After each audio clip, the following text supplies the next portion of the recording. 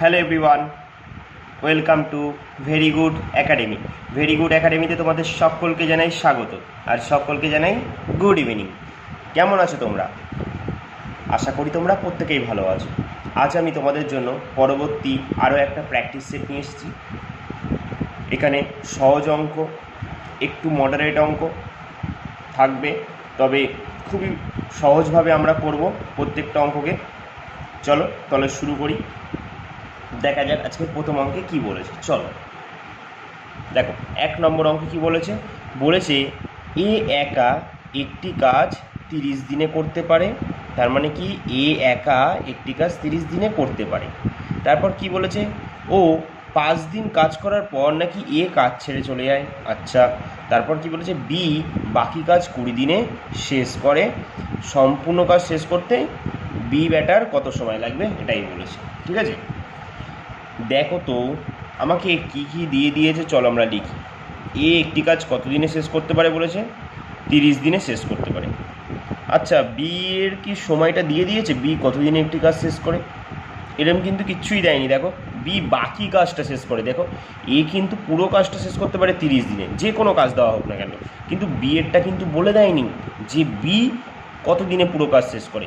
কিন্তু এটা বলেছে বি বাকি কাজ 20 দিনে শেষ করে। যেহেতু আমার বিয়ের সম্পর্কে কিছু দিয়ে দেয়নি, তাই আমি এখানে বিকে লিখতেও পারবো না। তাই আমাকে যাকে দিয়েছে, একে দিয়েছে, একে নিয়েই কাজ চালাতে হবে। আর আমরাও একে নিয়েই কাজ চালাবো, তাই তো। চলো তাহলে একে নিয়েই কাজ চালাই। আমি ধরে নিলাম, ঠিক আছে, এ এমনিতে প্রশ্ন তো বলেই দিয়েছে যে একটি কাজ 30 দিনে করে, তাহলে এ একটি কাজ 30 দিনে করছে। এবার টোটাল কাজ কত হবে আমরা তো কিছু জানি না। চলো আমরা টোটাল কাজ ধরেই নিই 30। ঠিক আছে, আমরা ধরে নিলাম টোটাল কাজ 30টা টেবিল বানানো। এটাই হচ্ছে কি, এটাই হচ্ছে টোটাল কাজ। ঠিক আছে, এটাই ধরে নিলাম যে টোটাল কাজ 30টা টেবিল বানানো। এবার তাহলে আমরা কি করব, তারপরে আমরা ওই যে যেমন করি একদিনের কাজ বার করব। চলো দেখো তো, এ 30 দিনে 30টি টেবিল বানায়, তাহলে একদিনে কটা টেবিল বানাবে? তোমরা বলবে দাদা এটা তো বাচ্চাদের প্রশ্ন হলো, একদিনে একটাই বানাবে। ভেরি গুড, খুব ভালো বলেছো। তাহলে এবার দেখো তো এ কদিন একা কাজ করেছে।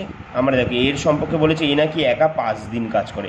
তোমরা বলো তো এ একদিনে কটা টেবিল তৈরি করে? একটা না, তাই তো, একটা তৈরি করে। তো তাহলে বলো 5 দিনে কটা তৈরি করবে? তোমরা বলবে দাদা এটাও তো বাচ্চাদের মতো প্রশ্ন করলে তুমি। হ্যাঁ, একটু বাচ্চাদের মতো প্রশ্ন করতে হয়। তাহলে দেখো, এ একদিনে কটা বানায়? একটা বানায়, তাহলে 5 দিনে কটা বানাবে? তোমরা বলবে দাদা একদিনে যদি একটা বানায় 5 দিনে 5টা বানাবে। আমি বলবো একদম ঠিক বলেছো। তারপরে কি বলেছে, তারপরে বলেছে বি বাকি কাজ 20 দিনে শেষ করে। আচ্ছা, আমাদের টোটাল কটা টেবিল বানাতে হতো? টোটাল টেবিল কটা বানাতে হতো? টোটাল টেবিল বানাতে হতো 30টা। তার ভিতরে এ কী করে, গায়ের জোর দিয়ে কাজটা শুরু করে। কাজটা করতে করতে করতে করতে নাকি 5 দিন পর্যন্ত কাজটা করে ফেলে। তারপরে এর গায়ে দম শেষ। তারপর এ বলে ভাই আমার আর দম নেই, আমি আর এই কাজ করতে পারবো না, আমি যাই অন্য কারো হেল্প নিই। ঠিক আছে, তখন এ বলে কি আমার দ্বারা হবে না এই কাজ, এ কী করলো, ছাইড়া দিল।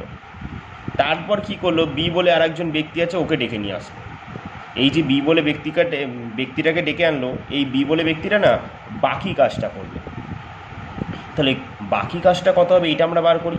তাহলে এ দেখো তো একদিনে একটা বানায়, তাহলে 5 দিনে 5টা টেবিল বানাচ্ছে। তার মানে 5 দিনে 5টা টেবিল অলরেডি এ বানিয়ে দিচ্ছে। কিন্তু আমাদের বানাতে হবে কতগুলো টেবিল বলো তো? 30টা না? তার ভিতরে 5টা কে বানাচ্ছে? 5টা বানাই এ। তাহলে টোটাল টেবিল থেকে যদি আমি এর কাজটা বাদ দিয়ে দিই, তাহলেই পড়ে থাকবে বাকি কাজটা, যেটা বি তৈরি করবে। তাহলে 30 থেকে 5 বাদ দিয়ে দিলে 25। তাহলে এই 25টি টেবিল কে তৈরি করবে বলো তো? এটাই তো বাকি কাজ, কারণ এ তো 5 দিন কাজ করে চলে গেছে। এই 25টি টেবিল তৈরি করবে বি করবে। আমাকে তো এটাই বার করতে বলেছে, বি বাকি কাজ 20 দিনে শেষ করে। বি বাকি কাজ বলে দিয়েছে কি 20 দিনে শেষ করে, তাই তো। দেখো তারপর আমরা কি করব, তাহলে বাকি কাজ কত পেয়ে গেলাম, যে 25টা টেবিল বানানো বাকি আছে। এটা কে বানাবে? বি বানাবে, তাই তো। এই বাকি কাজটা কে বানাবে? বি বানাবে। তাহলে বি বানাচ্ছে, তাহলে এই বাকি 25টা টেবিল কে বানাবে? বি বানাবে। এটা হচ্ছে কি বাকি কাজটা, এটা বি বানাবে। তাহলে বলো বি এই যে 25টা টেবিল বানাবে, বি বলেছে কত দিনে বাকি কাজটা শেষ করে? দেখো 20 দিনে। যদি এই 25টা টেবিল বিকে বানাতে দিই, বি কী করবে? 20 দিনে শেষ করবে। তারপরে বলেছে এবার যদি বিকে সম্পূর্ণ কাজটা দিই তাহলে বি কত দিনে শেষ করবে? চলো আমরা তৈরাসিক করে দিই ডাইরেক্ট। তাহলে 25টি টেবিল তৈরি করতে বি এর কতদিন সময় লাগছে? 20 দিন সময় লাগে। তাহলে আমরা বার করে নিই বিকে যদি সম্পূর্ণ কাজটা দিই, মানে বিকে যদি 30টা টেবিল তৈরি করতে দিই তাহলে কতদিন সময় লাগবে? চলো করে নিই। আমরা জানি কি কোশ্চেন মার্কের ওপর যেই সংখ্যাটা থাকে ওটা বসাই, তারপরে একটা ইনটু গুণ দিই, তারপরে নিচে যেই সংখ্যাটা থাকে সেটা ওপরে বসাই, আর ওপরে যেটা থাকে সেটা নিচেও বসাই, তাই তো? তাহলে এবার আমরা কি করি? কাটাকুটি করি। তাহলে কাটলে 5 5 এ 25, 5 দিয়ে কাটলে আবার ওপরেরটা কাটি, 5 6 30, এবার 5 দিয়ে দেখো 20কে কাটা যায়, 4 5 এ 20, তাহলে 4 6 24। তাহলে বিকে যদি আমি পুরো কাজটাই করতে বলি তাহলে কতদিন সময় লাগবে? 24 দিন সময় লাগবে, যেটা আমার অপশান বিতে আছে। এটাই হয়ে গেল কি আমাদের অ্যান্সার। বুঝেছ? চলো তাহলে এগিয়ে যাই পরবর্তী অঙ্কের দিকে। দেখো পরের প্রশ্ন কি বলেছে, চলো আমরা দেখি। যে 2 নম্বর প্রশ্ন বলেছে এক্স এবং ওয়াই 180 কিমি দূরবর্তী দুটি স্থান থেকে পরস্পরের অভিমুখে এসে 4 ঘন্টায় নাকি মিলিত হয়। তারপর কি বলেছে? বলেছে এক্সের গতিবেগটা আমাদের বলে দিয়েছে, তাহলে আমাদের কি বার করতে হবে? ওয়াইয়ের গতিবেগটা বার করতে হবে। চলো আমরা খুব আস্তে আস্তে বুঝে বুঝে এই অঙ্কটা সলভ করি। চলো দেখো তাহলে কি করি প্রথমে, চলো আগে একটু এঁকে নিই। আগে এক্স বলে একজন ভদ্রলোক আছে, আর একজন ভদ্রলোকের নাম কি? ওয়াই বলে একজন ভদ্রলোক। এই দুইজন ভদ্রলোক কত দূরে দাঁড়িয়ে আছে একে অপরের থেকে? 180 কিমি দূরে দাঁড়িয়ে আছে। তাহলে এইটাই হচ্ছে তাদের মাঝখানের দূরত্বটা, 180 কিমি।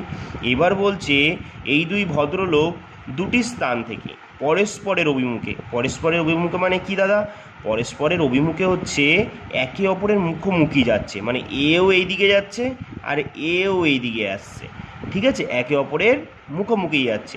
এই মুখোমুখি আস্তে আস্তে আস্তে আস্তে নাকি তাদের যখন তারা মিলিত হচ্ছে তখন দেখছে নাকি তাদের 4 ঘন্টা সময় লেগে যাচ্ছে, ঠিক আছে? যখন তারা মিলিত হয় তখন দেখে তাদের 4 ঘন্টা সময় লাগছে। তারপরে দেখো তো এক্সের গতিবেগটা আমাদের বলে দিয়েছে, এক্সের গতিবেগ কত? 20 কিমি পার ঘন্টা। তাহলে বার করতে হবে ওয়াইয়ের গতিবেগটা কত। চলো আচ্ছা আমরা প্রথমে দেখি আমাদের কী কী দিয়ে দিয়েছে, আগে চলো দেখে নেবো। সবসময় না দেখে নেবে যে কী কী তোমায় দিয়ে দিয়েছে। চলো দূরত্ব দেখি। দেখো তোমায় কী কী দিয়ে দিয়েছে? তোমায় দূরত্ব বলে দিয়েছে কত? 180 কিমি। তারপরে আমাদের সময় দিয়ে দিয়েছে, চলো আমরাও সময় পেয়ে গেছি। সময় বলেছে কত ঘন্টা লাগে? 4 ঘন্টা। তাহলে বলো তো, আমরা জানি সময় দূরত্বের অঙ্কে 3খানা প্লেয়ার আছে যাদেরকে নিয়ে আমাদের খেলতে হয়। সেই প্লেয়ারগুলোর নাম কি কি? একটা হচ্ছে সময়, একটা হচ্ছে বেগ, আর একটা হচ্ছে দূরত্ব। সময়, বেগ, দূরত্ব। তাহলে বলো তো এই ভিতরে কোন দুটো জিনিস দিয়ে দিয়েছে? এই ভিতরে আমাদের দূরত্ব দেখো দিয়ে দিয়েছে প্রশ্নে, আর সময়টাও দিয়ে দিয়েছে। অভাব কিসের আছে? সবসময় প্রশ্নের ভিতরে খুঁজবে, হ্যাঁ, যে অভাব কোন জিনিসটার আছে। যেটার অভাব আছে সেটা আগে তাড়াতাড়ি বার করে নেবে, কেমন? দেখো তাহলে বেগটা, বেগ মানে কি? বেগ মানে হচ্ছে দূরত্ব বাই সময়, তাই তো? তাহলে বলো দূরত্ব কত? টোটাল দূরত্ব তো 180, আর সময় কত লাগে? 4 ঘন্টা লাগে, তাই তো? তাহলে চলো 4 দিয়ে ভাগ করি, 4 4 16, আর 2 একটা শূন্য থাকছে, তাহলে 4 5 20। তাহলে বেগ কত হলো? 45 কিমি পার ঘন্টা। এই যে 45 কিমি পার ঘন্টাটা যে বেরালো, তোমরা বলো তো এই যে এই বেগের ভেতরে কার কার বেগ আছে? তোমরা বলবে দাদা এটা তো বাচ্চাদের প্রশ্ন হলো, এটা তো দুজনের বেগ বেরালো, কারণ 180 কিমি তো দুজনা অতিক্রমই করছে, আবার দুজনারই তো 4 ঘন্টা সময় লাগছে একসাথে মিলিত হতে। তার মানে এই যে বেগটা বার করলাম এখানে দুজনার বেগ আছে। কার কার বেগ আছে? এক্স প্লাস ওয়াইয়ের বেগ আছে, তাই তো? তাহলে বলো এক্সের বেগ তো আমাদের প্রশ্নে বলেই দিয়েছে 20, তাহলে এখানে কত বসালে যোগ করলে সেটা 45 হয়? বলো। তোমরা বলবে দাদা এখানে তো 20 আছে, তাহলে 20-র সঙ্গে যদি আর 25 যোগ করি তাহলেই আমার 45 হবে। তার মানে কি ওয়াই এর বেগ কত হচ্ছে 25 কিমি পার ঘন্টা, যেটা আমাদের বার করতে বলেছে। এটাই কি আমাদের অ্যান্সার। চলো কোথায় আছে দেখি, দেখো অপশান ডিতে আছে। বুঝেছো কি সুন্দরভাবে করছি আমরা। চলো তাহলে এগিয়ে যাই পরবর্তী অঙ্কের দিকে। দেখ তার পরের প্রশ্ন কি বলেছে, খুব ভালো একটা প্রশ্ন। দেখো বলেছে কি একটি সংখ্যাকে 5/2 পরিবর্তে 2/5 দিয়ে গুণ করলে, কি বলেছে গুণ, না এটা গুণ আছে, হ্যাঁ এটা গুণ লেখা আছে, আমি ভালো করে একবার লিখে দিচ্ছি এখানে। গুণ করা হলে ভুলের শতকরা হার কত? খুব ভালো একটা প্রশ্ন, ঠিক আছে।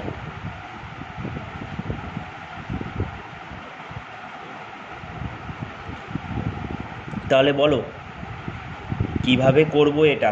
চলো তাহলে শুরু করি। দেখো খুব সহজভাবে করব আর আস্তে আস্তে বুঝে বুঝে করব। আর যারা তোমরা পারবে এইগুলো তারা অবশ্যই স্কিপ করে অন্য অঙ্কটা করতে পারো, ঠিক আছে। চলো তাহলে দেখি। দেখো একটি সংখ্যাকে 5/2, একটি সংখ্যা, প্রথম বলো তো, প্রথমে বলেছি একটি সংখ্যা। আচ্ছা তুমি কি জানো কোন সংখ্যাটা ছিল? তুমি জানো? আমাকে তুমি এবার তুমি জিজ্ঞাসা করো যে দাদা তুমি তাহলে কি জানো সংখ্যাটা কি? না, আমি বলবো আমি জানি না। যে একটি সংখ্যা মানে কোন সংখ্যাটার কথা বলছে? আমি যখন কিছু জানি না তাহলে আমি তো কিছু জানি না এই জায়গাটা, আমি ঠিক আছে ড্যাশ দিলাম।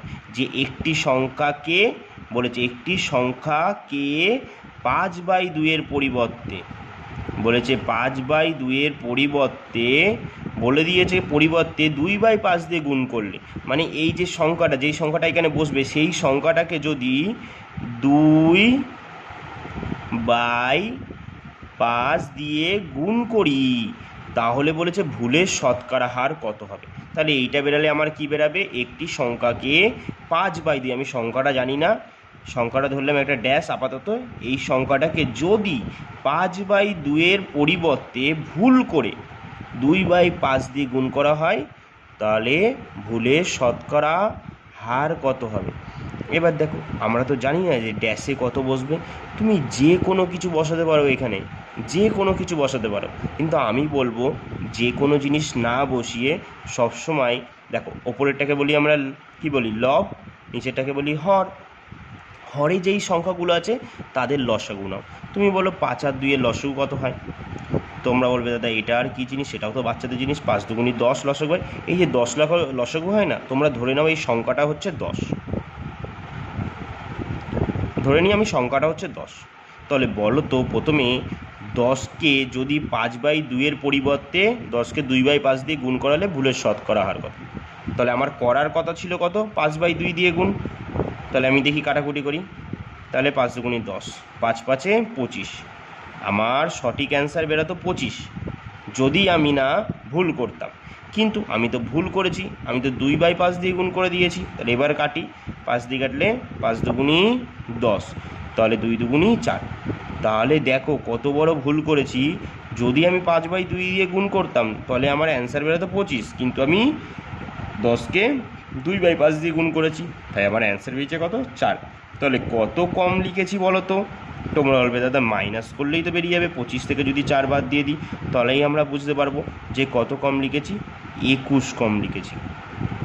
তাহলে কত কম লিখেছি, 21, হ্যাঁ 21 কম লিখেছি। তাহলে এটাই বলেছে শতকরায় বার করতে বলেছে। তাহলে কি করে করব, শতকরায় বলো কততে আমরা যদি ভুল না করতাম তাহলে আমাদের কত নম্বর পেতাম, 25 পেতাম, কিন্তু আমরা ভুল করেছি বলে 4 পেয়েছি। তাহলে কত কম পেয়েছি, 25-এ 21 কম পেয়েছি।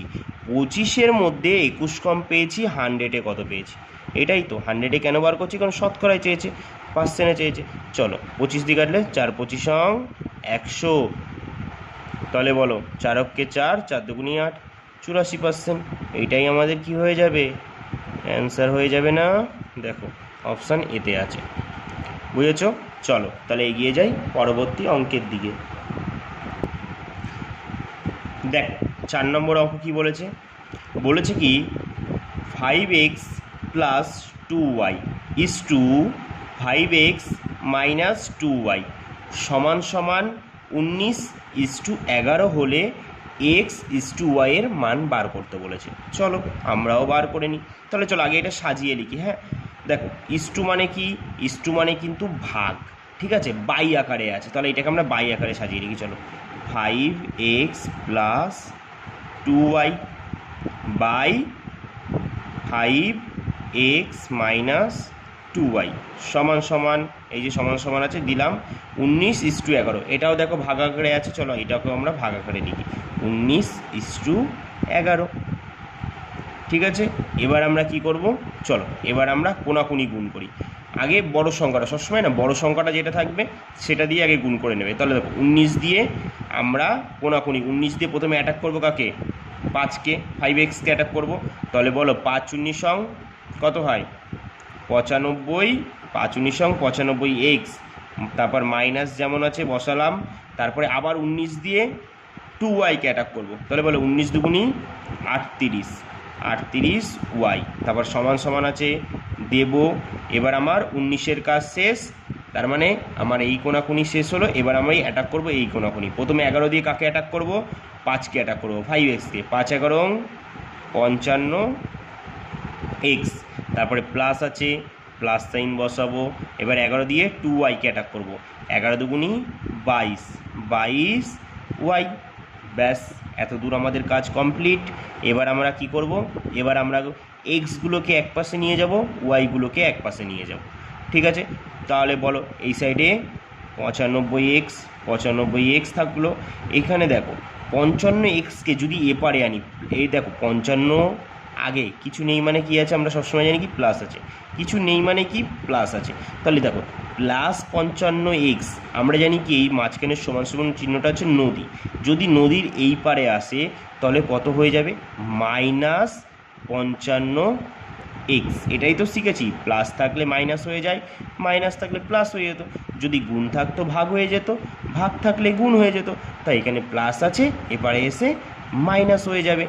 তারপরে দেখো, তারপরে এইখানে কত আছে 22y লিখলাম, যেহেতু প্লাস আছে প্লাস লেখার প্রয়োজন নেই, মাইনাস থাকলে অবশ্যই লিখো। ঠিক আছে, তারপরে দেখো এবার দেখো ওয়াইটাকে, এখানে -38y, তাহলে একটু আগেই শিখলাম না আমরা, প্লাস থাকলে এপারে আসলে মাইনাস হয়ে যায়, আর যেহেতু মাইনাস আছে এটা এপারে আসলে কি হয়ে যাবে, প্লাস হয়ে যাবে 38y। এবার চলো 95x থেকে যদি 55x বাদ দিই তাহলে কত থাকে বলো, বলো বলো কত থাকে, 95x থেকে 55x বাদ দিলে তোমরা দেখবে তোমাদের 40x থাকে।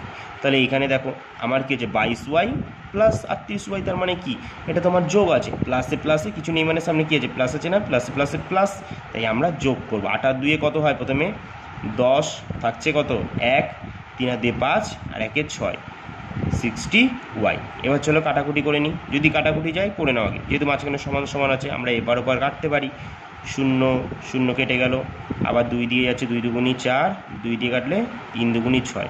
তাহলে এক্স যেমন আছে আগে লেখো, তারপরে এপারে দেখো ওয়াই আছে, এটাকে এখানে এপারে নিয়ে আসে, এপারে নিয়ে আসলে কী হয়ে যাবে, তলায় বসবে। কেন তলায় বসবে, 3 আর ওয়াইয়ের মাঝখানে কিছু নেই মানে কি গুণ আছে না, আমরা শিখেছি না গুণ থাকলে এপারে আসলে ভাগ হয়ে যায়, যেহেতু ভাগ হয়েছে তাই ওয়াইটা তলায় বসছে। সমান সমান দেখো এপারে 3 যেটা আছে প্রথমে লেখো, তারপরে আবার 2টাকে এপারে নিয়ে আসো, নদীর এপারে নিয়ে আসলে কী হবে, তোমরা বলবে দাদা আমরা তো শিখেছি যে 2 আর এক্সের মাঝখানে কিছু নেই মানে গুণ আছে, তার মানে গুণ থাকলে এপারে আসলে ভাগ হয়ে যায়, তাই 2 তলায় বসবে। তাহলে আমরা দেখলাম কি x/y এর মান কত, দেখো x এর মান কত 3, y এর মান কত 2, তাহলে আমাদের অ্যান্সার কত হয়ে গেল 3:2, যেটা আমাদের অপশান বিতে আছে। বুঝেছ, চলো তাহলে এগিয়ে যাই পরবর্তী অঙ্কের দিকে। দেখো 5 নম্বর প্রশ্ন কি বলেছে, বলেছে কি একটি অফিসে একটা অফিস আছে, সেই অফিসে অফিসাররা আছে ও কর্মীরা আছে। কি বলেছে, একটি অফিসে অফিসার ও কর্মীদের সকলের গড় বেতন, যদি দুজনের গড় বেতন একসাথে করি তাহলে বলেছে নাকি 8,000 টাকা, তাদের নাকি সকলের এটা গড় বেতন গড়ে। তার ভিতরে বলেছে 7 জন অফিসারের গড় বেতন শুধু কত বলেছে 12,000 টাকা, এবং বাকি কর্মীদের মানে অফিসার ছাড়া যেই কর্মীরা আছে তাদের গড় বেতন যদি একসাথে করা হয় তাহলে 6,000 টাকা হলে ওই অফিসে মোট কতজন কর্মী আছে। তাহলে চলো শুরু করি আমরা। দেখো, এটা আমরা খুবই সহজ পদ্ধতিতে করব অঙ্কটা। দেখো, যেটাকে আমরা এলিগেশন বলি। এলিগেশন হচ্ছে একটা শর্ট ট্রিক বলতে পারো, যে একটা ছোট্ট পদ্ধতি যেটা আমাদের অনেক অঙ্ক করতে খুবই হেল্প করে থাকে। এই পদ্ধতিটা চলো আমরা সেইভাবেই করে নেব, এই অঙ্কটা বুঝে বুঝে আর আস্তে আস্তে ভাবে। চলো, একটি অফিস আছে, এই অফিসের ভিতরে আগে কে আছে? অফিসার আছে। চলো অফিসারদের আগে বসালাম। তারপরে অফিসারের কাজ তো শেষ হলো, এবার দেখি তারপরে কর্মী আছে, তো তাহলে লিখি কর্মী বলে, যেহেতু কর্মী আর অফিসাররা আছে। চলো, সকলদের গড় বেতন বলেছে 8,000 টাকা। এই দুজনের গড় বেতন যদি মেটানো হয় তাহলে নাকি 8,000 টাকা। আগে ছাড়লাম এটা, পরেরটাই আসি। 7 জন অফিসারের গড় বেতন কত? মানে অফিসার কজন আছে? 7 জন আছে। এটা আমরা শিওর যে 7 জন অফিসার আছে, তাদের গড় বেতন কত বলে দিয়েছে? 12,000 টাকা বলেছে, আমরাও বসিয়ে নিলাম।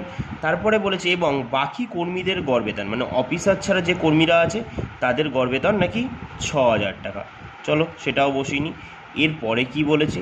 এরপরে বলেছে যে এই দেখো ওপরের লাইনে, একটি অফিসে অফিসার ও কর্মীদের, মানে অফিসার ও কর্মী মিলিয়ে সকলের গড় বেতন নাকি 8,000 টাকা বলেছে। তাহলে এইটা আমরা কি করব? এটা মাঝখানে বসাবো। কেন দাদা মাঝখানে বসাবো? যেহেতু এটা অফিসার আর কর্মীদের দুজনের মিলিয়ে গড় বেতন, তাই এটা আমরা মাঝখানে বসালাম।